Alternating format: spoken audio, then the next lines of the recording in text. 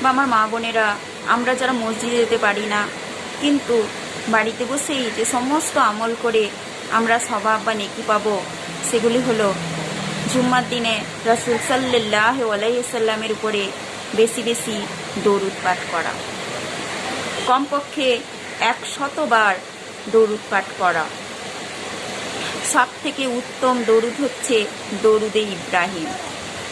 রাসূল সাল্লাল্লাহু আলাইহি ওয়াসাল্লাম বলেছেন, জুম্মার দিনে সূরা কাহাফ তেলাওয়াত করা, পুরোটা সম্ভব না হলেও কমপক্ষে প্রথম 10 আয়াত তেলাওয়াত করা বা মুখস্থ করা।